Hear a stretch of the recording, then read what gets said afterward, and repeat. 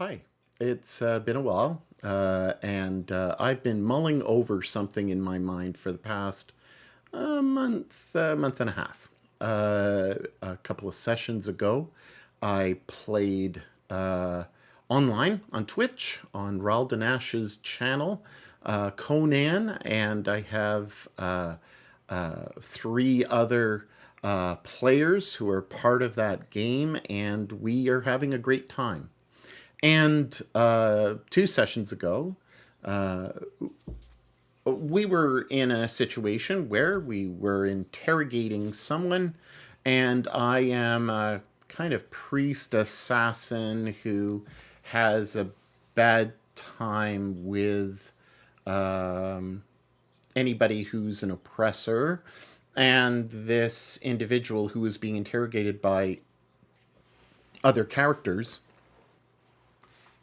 they weren't getting anywhere. And so I was kind of getting fed up as a player. I was thinking to myself, we need to be moving on, and let's move this story along. And I think at the time, my brain set as a player was, we've wasted too much time. Let's get a moving.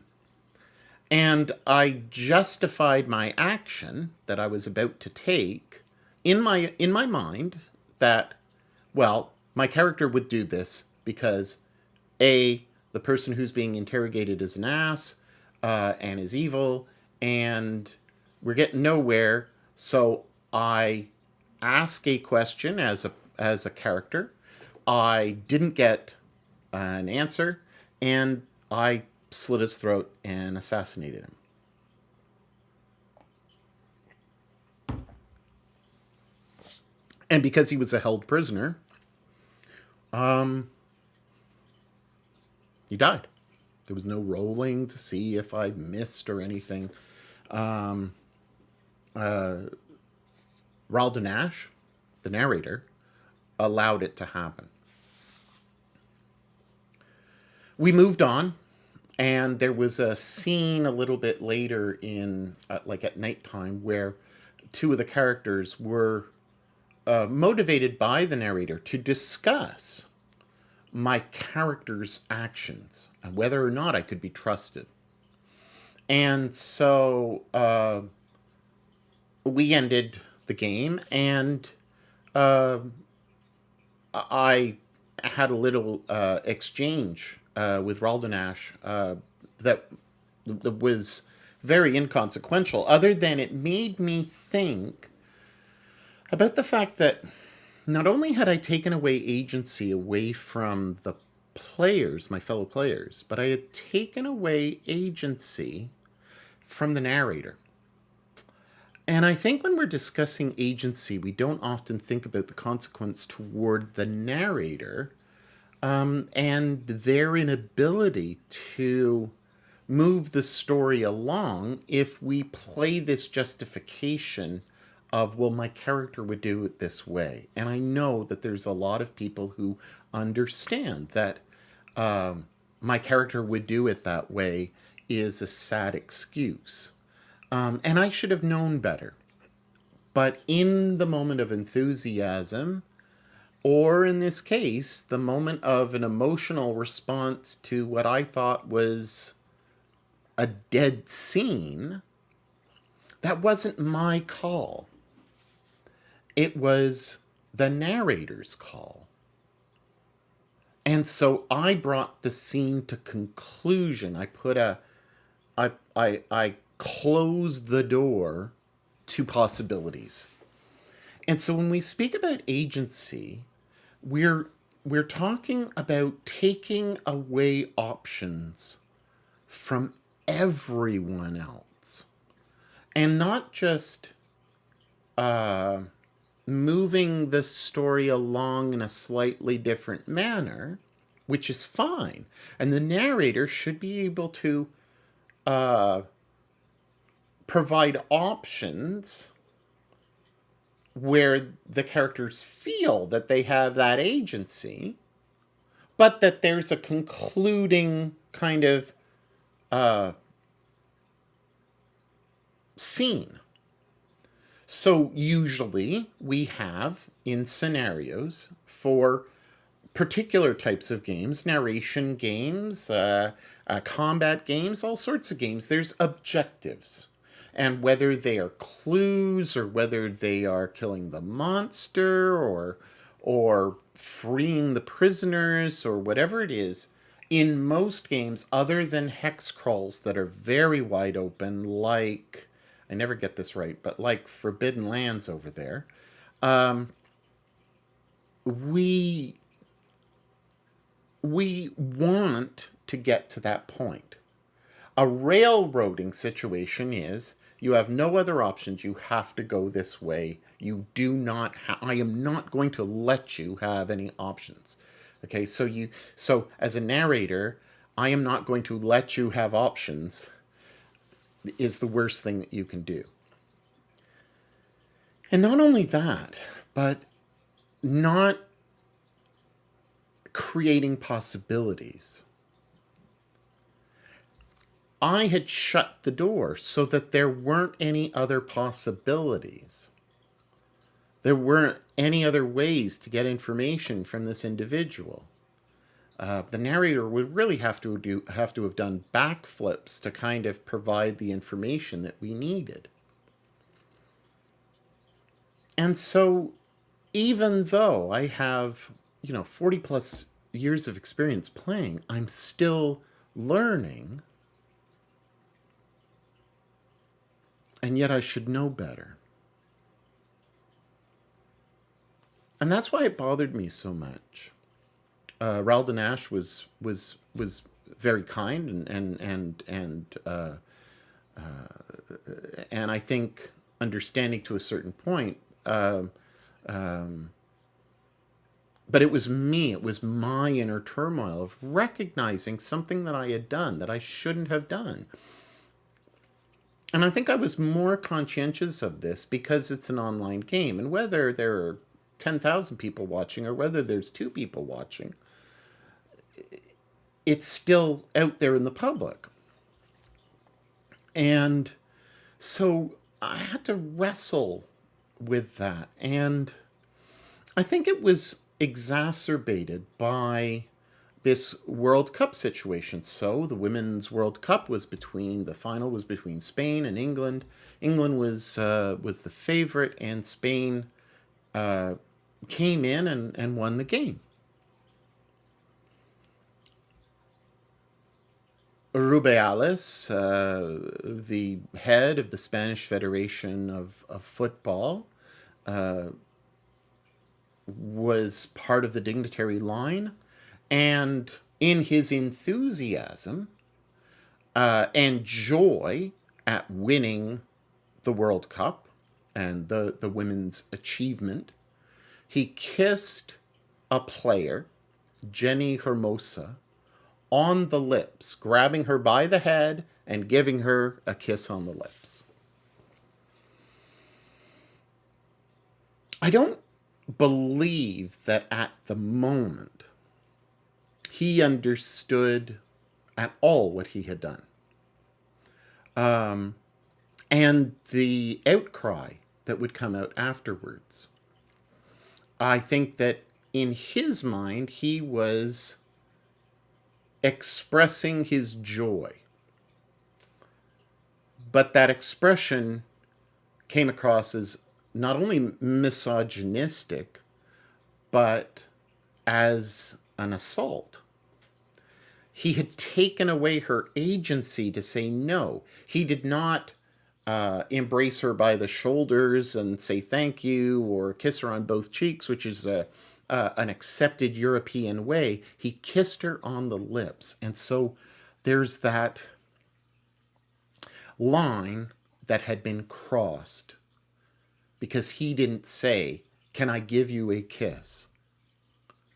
There was no mutual consent. There was no option. It was done in the heat of the moment. And the consequence for him has been weeks of public outcry.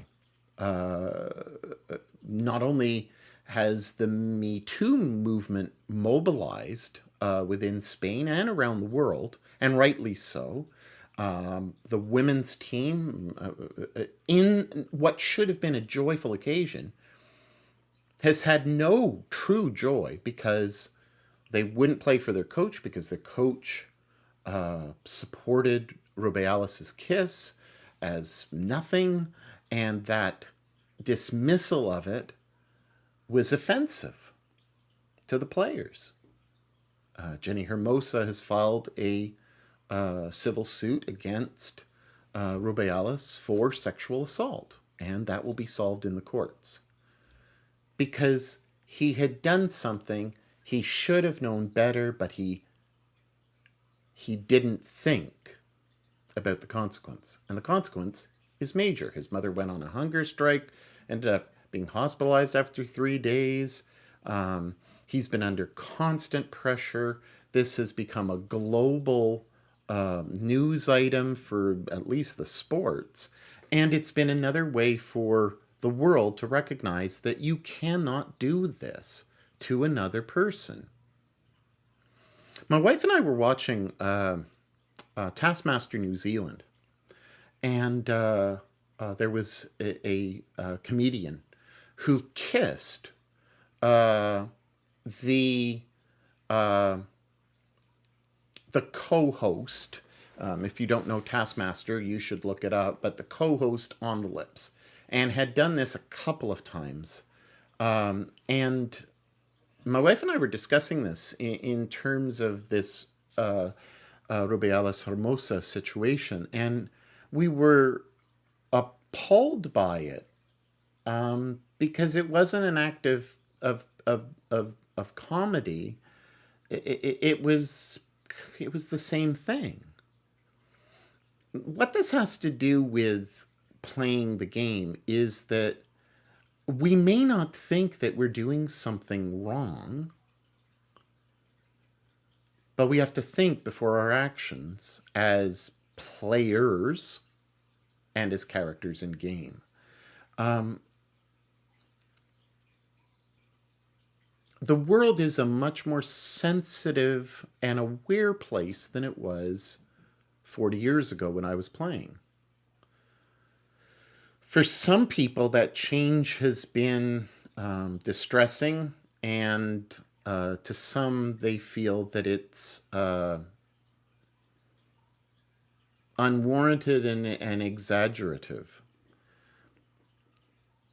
And I'm not one of them. I think that the game is better for us having lines and veils. I wrestled with it for a while to try to get it through my head. What does this mean? Why? How can we not trust the people that we're playing? Why hasn't session 0 worked? I guess that ultimately we are responsible for everyone's enjoyment of the game, not just ourselves. And that's counter where we're at in our worldview at the moment. And what I mean by that is we're all in it for ourselves. And so it's our agency. You know, we want agency to do whatever we want in the game. And we want that ability to do what we feel. But if it comes at the cost of another person's enjoyment, then we've crossed the line. Whether it's for the players, so that we're cutting off their options, whether it's the narrator cutting off other people's options, or whether it's the players cutting off the narrator's options.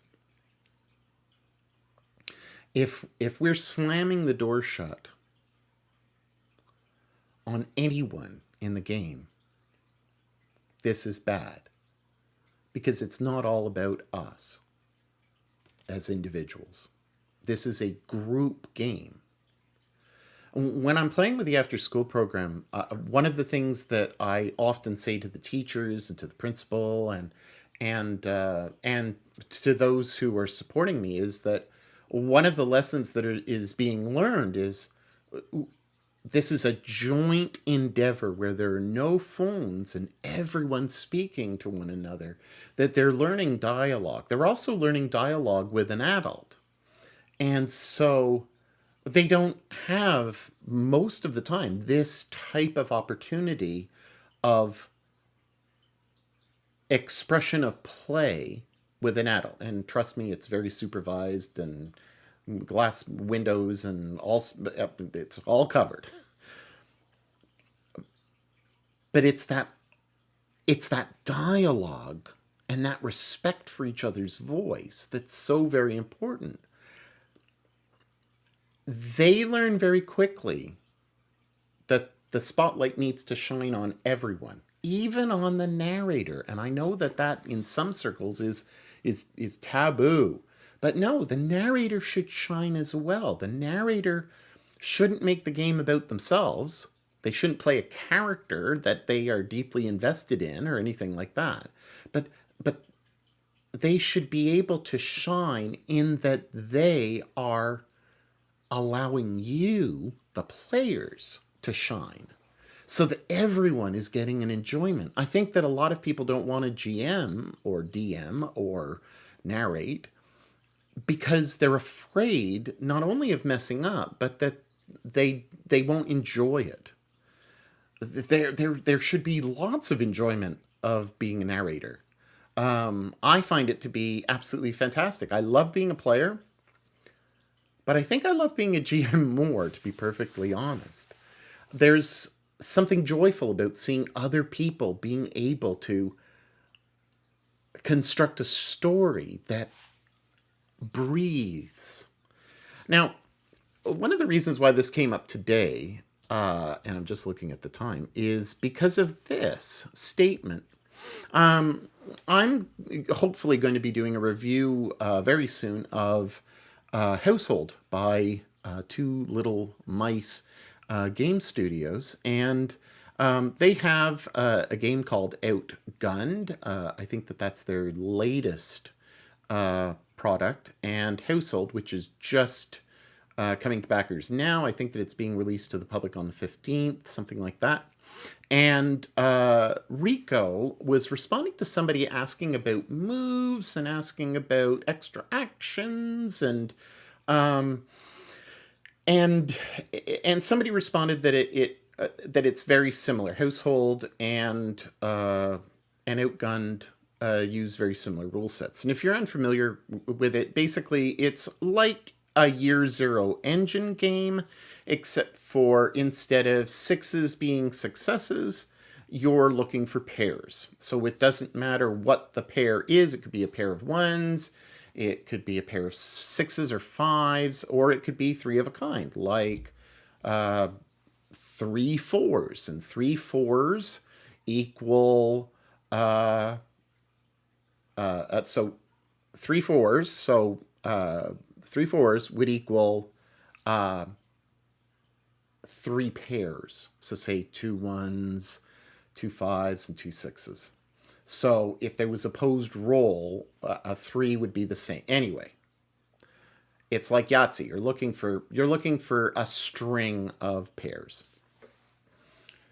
And Rico gave this answer to a self-proclaimed kind of 5e player who's looking at this and wanting to play it and kind of looking at the mechanisms and trying to figure this out in their heads. So Rico entitles this response about extra actions. Household is meant to be a slower game more focused on the dialogue between players and narrator. You can use any extra action to perform any action of the same level. This will have you ask the narrator stuff like, can I spend my extra basic success to hide the money? And the narrator will be like, yes or no. But you can throw the money in a nearby vase and come back later. So no but. So either a yes, but a no but. Now, this is written into the rules that a failure, a no, always has another movement within the game. There's always no but. There's always an opportunity. The door is always open. So even if it's a failure, you're not going to come to a halt in the game. It is the narrator's responsibility to provide options. And in this case, the option is no, but you can throw the money in the nearby vase. This discussion between player and narrator should help create slower and more complex scenes. Now, this is true of Vaesen. I believe it's true of The Walking Dead. I think that Coriolis also. I think that most Year Zero games, we call them rules light. I think that that's a. I think that unless you want rules light, it's kind of I believe it's kind of an insult. I think that it's not rules light as much as it's more story driven.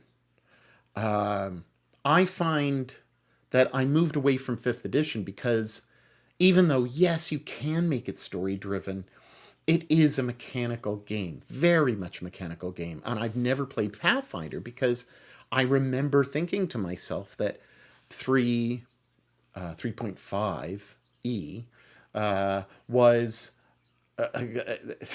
yes, you had so many options, but so many options that it kind of prevented, I just found myself stumped by the number of options. There were almost too many options, and every time I played the game, I found that we were just talking about the rules more than we were investing in the story. So it's not rules light as much as it's story driven. Now then he talks about this in Outgunned. The player has all the agency. You have an extra basic success. You can perform a quick action. So it would be like, I spend my success to quickly hide the money. End of story. No questions asked. This is because Outgunned wants to be quicker. And so you use your action to do something, you hide it, as opposed to a kind of yes, you can do that, or no, but you can do something else. I don't believe that that's a railroading movement from a narrator perspective because you're giving options. And I guess if you've ever looked at tarot and you've seen it on screen on movies and TV shows, you always see the death card, and the death card is played, and that always means, oh my gosh, this is terrible. I think the first time I saw it was maybe in James Bond, possibly Doctor No, I forget. Anyway, and the tarot card is dropped down, and it's the death, and oh my gosh, it's done. Well, anybody who knows anything about tarot is that it's opportunity. It means that something has changed and gone away. It has died, and you are now on a new journey. There is something new, so it's an opportunity. And I think that when we think about agency, we have to think about, are we giving opportunity to everybody around, or are we closing down opportunity? And that has helped me in a lot more ways than I would have thought. And this today, it came out today, and it's the 11th of September. And so we remember those victims of 9/11 this day. But this is very much, I think, an addition to that thought about agency is some mechanical games give you more agency in some ways, whereas the narrator may not have more agency as much as a little more control of the flow of the story to get us to the end. So, you start at a particular point, you start at A, you want to get to D, but you know, you may take C or take B. Maybe there's an F in there if your narrator is dynamic enough that if those two options are kind of closed off because of something you've done. But it's much more of a dialogue in narration games, and I think that that's wonderful. I think that the game is evolving in a good way. I am very happy to be playing Year Zero Engine games. I'm very happy to begin playing Household, and I don't know the system name, but I'm really excited. But I think that sometimes we get lost in our thoughts and we want to take over and become the stars of the show instead of being an ensemble. And so I think that this continues to be a dialogue within the community, that there needs to be a level of maturity amongst players. And some narrators may not be as generous as Raldenash was with me, making what essentially was a very amateur, stupid mistake that